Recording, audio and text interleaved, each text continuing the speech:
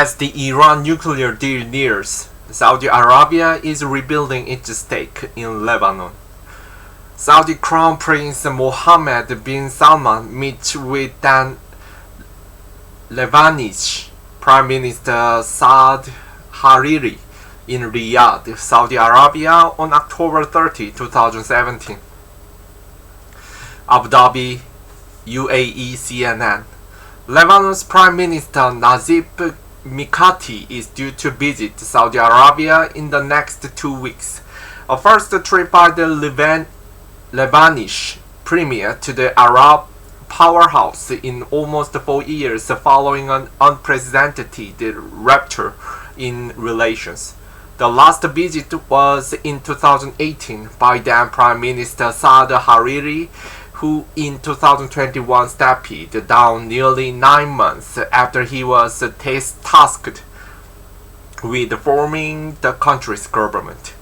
One of Lebanon's biggest benefactors, Saudi Arabia's ties with Beirut had been progressively deteriorating over the past decade. A split fueled by Iran-backed Hezbollah's growing influence in the country. This came to head in 2017 when Hariri, once Saudi Arabia's main ally in Lebanon, resigned in the televised statement from Riyadh. Lebanese politicians said he was forced to take the decision after being detained in the kingdom. Hariri and Saudi Arabia denied those claims. The tensions culminated in the break in relations in October following Lebanese Information Minister George Kordahi's open criticism of the Saudi-led coalition's war in Yemen. The comments were made before Kordahi took office, but Saudi Arabia and the other Gulf states withdrew their envoys from Beirut after recordings of the criticism resurfaced. The minister subsequently resigned. Lebanon has for more than 2 years been suffering from a financial crisis. The World Bank says is one of the world's worst since the 19th century. The Levantine countries' woes have been further exacerbated by political wrongling, corruption, and dispute over the delicate power-sharing system. Ties with Riyadh seems to be on the mend. However, Saudi Arabia and its Arab allies, Kuwait and Yemen, have said they will reinstate its ambassadors in Beirut.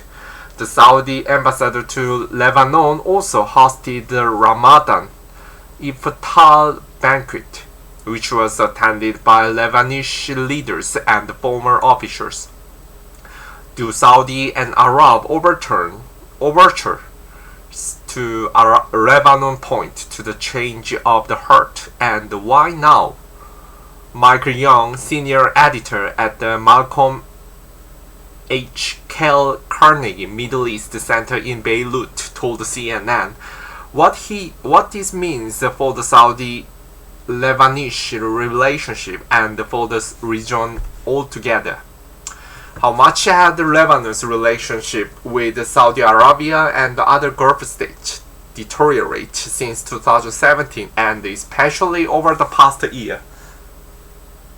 The relationship for a number of years have been problematic because the Saudis had a sensible belief that Hezbollah is the dominant political force in the country.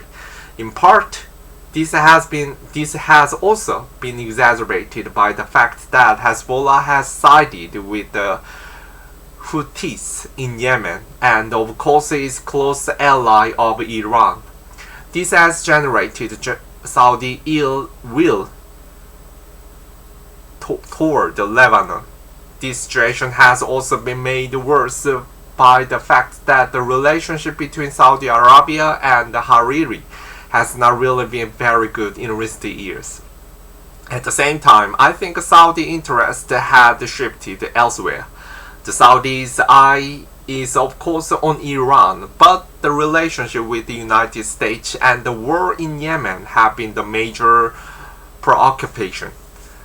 What do you make of the recent overtures from Gulf states? Or ties on the mend? There is a new way that the Arab countries in general are dealing both with Syria and Lebanon. The opening towards Lebanon is something along the lines of the opening towards the regime of Bashar al-Assad. These two aren't completely separate. The Arab attitude today is that they need to engage more than with Syria and Lebanon. If they want to contain Iran in the region, they need to reopen ties and rebuild their stakes in countries like Syria and Lebanon. And therefore it makes sense for them at this time, particularly if the JCPOA, the collapsed 2015 Iran nuclear agreement currently in renegotiation, is going to be signed, to take a new position, no longer a policy of isolation, but a policy of building up their stakes in both countries. How does Lebanon benefit from improvement relations with Saudi Arabia? Could they help it get out of economic turmoil? I don't think anyone wants to give money to Lebanon until there are economic reforms in the country. No one wants to lose money in Lebanon as they did before. If in the future Lebanon is going to benefit from economic aid, obviously this has to come mainly from the Arab world, particularly the Gulf Arab countries. Any Sunni prime minister in Lebanon, and particularly the present Sunni prime minister Mikati, has the interest and is very keen to have good relations with the Gulf countries, and they don't want to allow Hezbollah to undermine such relations. I don't see money coming from the Gulf states until reforms are introduced. The Gulf is going to look at things like the progress of Lebanon's deal with the IMF, International Monetary Fund. If Lebanon introduces reforms and the IMF deal goes through, then there is a good possibility they will help Lebanon. But until then, the most they are willing to do is to help Lebanon on humanitarian grounds, which basically means that they don't work through the Lebanese state. The transcript has been edited for length and clarity. Other top Middle East news.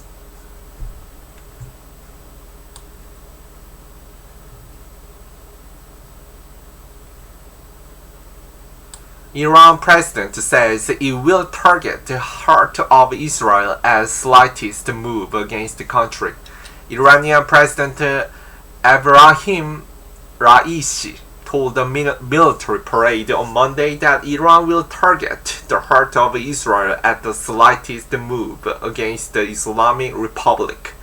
Background: Israel and Iran are longtime foes, and Tehran still refuses to recognize the state of Israel.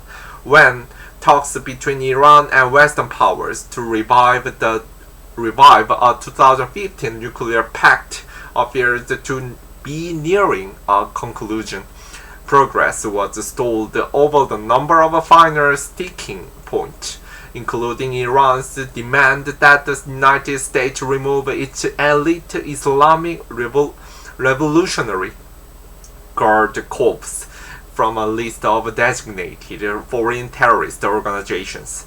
Israel is among a number of regional states, mainly Gulf monarchies, who have expressed concern over Iran's bargaining clout if sanctions are lifted following a nuclear pact. Why it matters? Israel has previously said that it is not bound by any deal, and that it could eventually proceed to take unilateral action against Iran's nuclear site. As the two states continue to target one another's interests across the region, the U.S. continues to reassure Israel and its Gulf allies that it will prevent a nuclear-armed Iran and that its attacks will be curbed. Putin and Saudi Crown Prince discuss OPEC plus Ukraine in Moscow, Kremlin. Russian President Vladimir Putin and Saudi Crown Prince Mohammed bin Salman on Saturday discussed joint work in the OPEC Plus aimed at ensuring the stability of the oil market, said the Kremlin in a statement. The leaders also exchanged thoughts on the situation around Ukraine and the Yemen settlement. Background: OPEC Plus, the organization of the petroleum exporting countries and the allies including Russia, have thus far refused to heed U.S. calls to increase the oil production after Russia's invasion of Ukraine, causing grave supply shortage and a hike in crude prices. In March, OPEC Plus also decided to drop the International Energy Agency's data when assessing the state of the oil market. Why it matters? Saudi Arabia and Russia have over the last 2 years seen stronger ties, manifested in higher investment and a boost in bilateral trade. Amid the fears of a weakened American military presence in the Middle East, U.S.-Saudi relations have been further strained by Gulf concerns over the renegotiated nuclear deal with Iran, as well as U.S. President Joe Biden's refusal to deal directly with the Crown Prince, the kingdom's de facto ruler. Libya oil company warns of closures as operations halt. Libya's national oil company declared force majeure at Juatina port and Al-Sarara oil field on Monday and warned of the painful wave of closures. Background: on Sunday, Libya halted oil production from its El field after protesters calling for Tripoli-based Prime Minister Abdul Hamid al-Dubeibahu to resign take over oil field. Libya has had two competing governments since March when the eastern-based parliament appointed Pathi Pashaga to replace the Dubeibahu, renewing a standoff between the east and west of the country. Why it matters? Halting operations in El-Fil and Juatina would cripple Libya's oil production, which averaged 1.21 million barrels per day before the latest outrage. What to watch? As tensions between Israel and the Palestinians rose in Jerusalem over the weekend, Palestinian politician Dr. Mustafa Barghouti told CNN's Becky Anderson that Palestinians are angry at the international community's double standards when it comes to Israel. Russia received more than 6,000 punitive acts and sanctions, whereas there is not a single sanction against the Israel occupation, he said.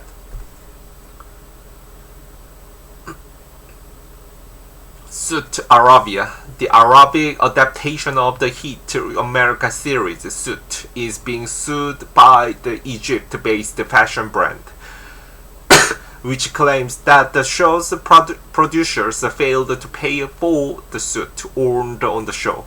Suit Arabia was the highly anticipated show this Ramadan, with some high-profile cast members such as Sabah Mubarak and Aser Yassin starring in the legal drama. The OSN original show almost mirrors the sequence of events of the American counterpart. The core cast has been given Arabic names such as Jain Tabet for Harvey, Adam Mansur for Mike, and Laila Radwan for Rachel. The story follows the lawyer with a photographic memory, but no law degree who is taken under the wing of the skilled, well-dressed attorney with a penchant for winning cases. It's the U.S. show that introduced the now to chess of success, Meghan Markle, to viewers and the world. Keeping true to the original series, the characters in Suit Arabia are decked out in couture suits supplied by the fashion brand Orange Square.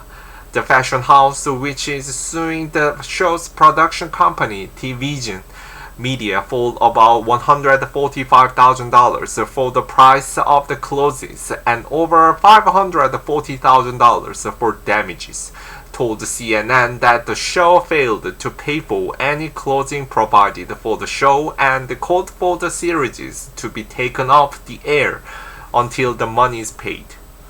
In a statement to CNN, Orange Square says it is entitled to damages as a result of the exploitation of each product and the non-payment of each price. Division expressed shock at the claims in the statement posted on its Facebook page, saying it has the 20-year reputation in the industry for honoring all financial commitment. The production house has since filed a counter lawsuit for civil reimbursement of upward of $1 million for damages, according to the statement. It's important for the company to assure that it owes nothing to anyone, raised the statement. Orange Square told CNN that the court date has been set for May 7th in Egypt, and the motion has been filed to stop the broadcast of the show till the full amount has been paid by Mohammed Abdelbari. Photo of the day. A boy received the communion from the Egyptian Coptic Orthodox Christian priest on April 17th during the Palm Sunday Mass in the Saman el-Karaz monastery in the Mokattam mountain area of Cairo, Egypt.